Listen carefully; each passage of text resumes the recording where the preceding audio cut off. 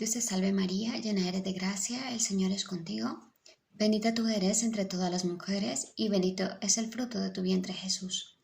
Santa María, Madre de Dios, ruega por nosotros pecadores, ahora y en la hora de nuestra muerte. Amén. San Gabriel, ruega por nosotros. Bueno, el tema de hoy es el número 13. Sabíamos que estábamos del credo, ¿no? Entonces nos toca creo en la comunión de los santos y creo en el perdón de los pecados. Son amplios, pero lo vamos a intentar resumir. ¿Qué es la comunión de los santos? No sé si hemos oído esa frase. La iglesia es communio sanctorum, comunión de los santos, es decir, comunidad de todos los que han recibido la gracia regeneradora del Espíritu, por lo que son hijos de Dios, unidos a Cristo y llamados santos. Unos aún caminamos en la tierra, nos llamamos la iglesia militante. Otros ya murieron y se purifican. Cuando no has muerto en gracia, bueno, en gracia sí, pero todavía hay mucho que purificar allí, entonces eso se llama la iglesia purgante, los que están en el purgatorio. Y otros gozan ya de la visión de Dios, o sea, los que ya están en el cielo purificados, si ya pasaron por el purgatorio o no tenían que pasar, pues esos son los bienaventurados, la iglesia triunfante, ¿sí? Esa es la comunión de los santos, la unión de la iglesia militante, milicia del militar, que lucha, combate aquí en la tierra, que somos nosotros los vivos, la iglesia purgante, los que ya han muerto, pero no estaban lo suficiente limpios y tienen que pasar por la ducha, porque el cielo no puede entrar nada manchado, es la iglesia purgante, y la iglesia triunfante son los que ya están gozando de la visión de Dios. La comunión de los santos también es que todos los cristianos tenemos en común los dones santos, en cuyo centro está la Eucaristía y todos los demás sacramentos que a ella se ordenan. También están ahí unidos los dones y los carismas, ¿sí? Hay dones.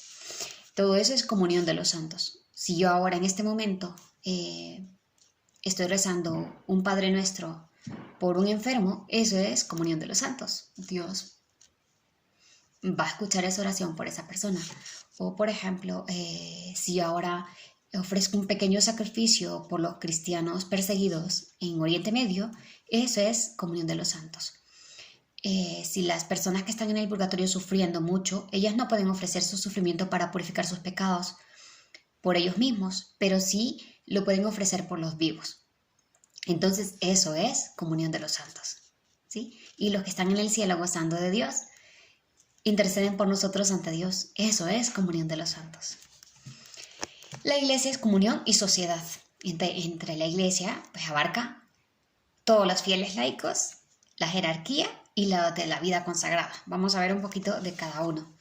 La iglesia es comunión y sociedad estructurada por el Espíritu Santo, a través de la palabra de Dios, de los sacramentos y de los carismas, como decíamos. Concretamente por los sacramentos del bautismo, la confirmación y el orden sacerdotal, los fieles participan en formas diversas de la misión sacerdotal de Cristo y por tanto de su sacerdocio. De la acción del Espíritu Santo en los sacramentos y a través de los carismas provienen las tres grandes posiciones históricas que se encuentran en la Iglesia. ¿Sí? La primera, los fieles laicos, que somos la inmensa mayoría. Después, los ministros consagrados, que ahí entra el Papa, los cardenales, los obispos y los sacerdotes, todos que han recibido ese don de una vocación especial, ¿no? Y que entran en los ministros sagrados. Y los terceros son los religiosos, son las personas que de entre los fieles laicos sienten una llamada específica y se entregan a Dios con todo su corazón, con toda su alma y con todas sus potencias y se apartan del mundo. No son extraterrestres ni nada, están en el mundo, pero apartados, digamos, en sus conventos, en sus monasterios, se dedican a la oración, a la penitencia, hacen votos de pobreza, castidad, obediencia. De hecho, hay unos que hacen votos de silencio y son los cartujos. Solo son hombres, por cierto. Eso. En cuanto a los ministros consagrados, siempre hay una estructura en la iglesia, no sé, como la pirámide alimenticia, ¿no? Que la base son los carbohidratos, ¿verdad? Hasta llegar a los azúcares y grasas.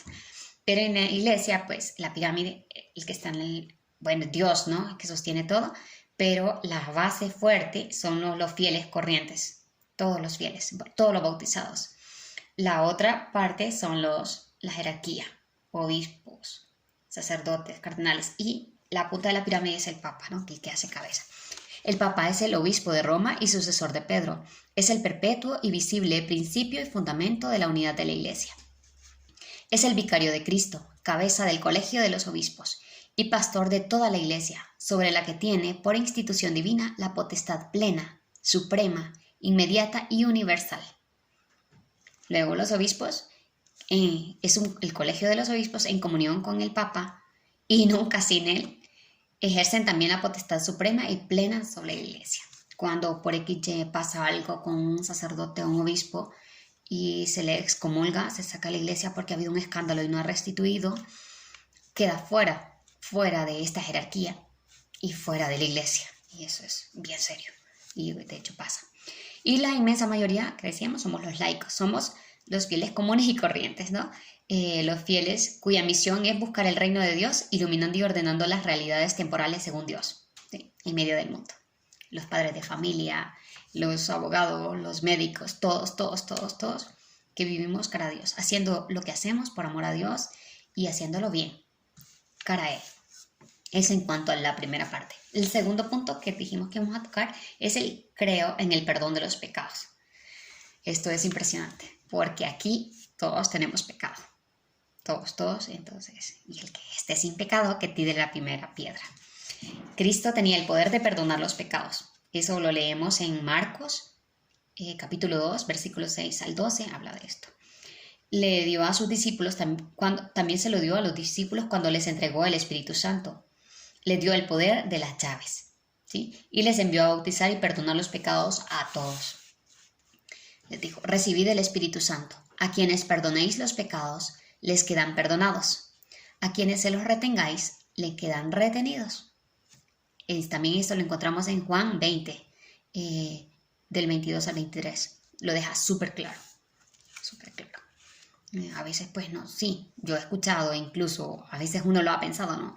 Qué fácil, ya me confieso con Dios y ya está, Dios me oye. Y pues sí, claro que Dios oye, pero esa certeza de saber que alguien te está absolviendo, que Dios le ha dado potestad a este ministro, que sí es pecador igual que yo, pero Dios se vale de ese ministro para perdonarnos. Si lo viéramos, espantaríamos, viéramos a Cristo detrás de él, notaríamos que es una cosa fuerte, ¿no? Y en los Hechos de los Apóstoles, en el capítulo 2, versículo 38, Pedro dice, y que cada uno sea bautizado en el nombre de Jesucristo para remisión de vuestros pecados y recibiréis el don del Espíritu Santo. Pues la Iglesia reconoce dos modos de perdonar los pecados. El primero, que ya sabemos todas, es el bautismo, el primero y el principal. Es el bautismo que hablábamos antes en una de las clases, que borra el pecado original. Borra, pero siempre quedan las huellas del pecado. No significa que ahora somos santos perfectos y ya no pecamos. Siempre tenemos malos pensamientos, malos deseos, contestamos mal. Tenemos los 7 pecados capitales, ¿sí? Los 7. Sal y Jef son las siglas, ¿no? Soberbia, avaricia, lujuria, ira, gula, envidia y pereza. Yo me las aprendí, Sal y Jef. Entonces todos tenemos esos pecados. Y el justo peca 7 veces, como dice en la Biblia. O sea que constantemente caemos. Entonces hay que levantarse, ¿no? Quien se cae en el fango no se queda allí, se levanta. Entonces, y el segundo, pues, que comúnmente lo usamos en la iglesia, y es el que a uno le da la certeza, es el sacramento de la penitencia para los pecados cometidos después del bautismo. Si fuéramos sumando, lleváramos la contabilidad, estaríamos espantadas, ¿no? Nos reconcilia, este sacramento nos reconcilia con Dios y con la Iglesia. Y cuando se nos perdonan los pecados es Cristo y el Espíritu quienes actúan en y a través de la Iglesia, valiéndose de un sacerdote. No hay ninguna falta que la Iglesia no pueda perdonar, porque Dios puede perdonar siempre y siempre lo ha querido hacer. Si el hombre se arrepiente, se convierte y pide perdón. Es cierto, hay pecados de pecados y también pues no es porque ella diga, pues yo maté a alguien y ya me perdoné en la iglesia. No, pues hay justicia humana y se sigue. Y de hecho se sigue en la iglesia. Cuando vemos que ha pasado algo terrible en la iglesia de algún ministro, pues vemos que también se le juzga humanamente. no le tapas. Se juzga porque es un ciudadano también normal del mundo, ¿no? Entonces es importante eso, así que pedirle a Dios ese deseo de hecho estamos en Pascua, ¿no? Y hay 5 mandamientos de la Iglesia Católica y uno es confesarse por lo menos una vez al año por Pascua Florida, que ahorita después de la resurrección es Pascua. Tenemos 50 días de Pascua y también si hay peligro de muerte. Así que ahorita es una oportunidad perfecta para confesarnos. Dios te salve María, llena eres de gracia, el Señor es contigo, bendita tú eres entre todas las mujeres y bendito es el fruto de tu vientre Jesús. Santa María, Madre de Dios, ruega por nosotros pecadores, ahora y en la hora de nuestra muerte. Amén. Santa María, esperanza nuestra, esclava del Señor, ruega por nosotros. Muchas gracias.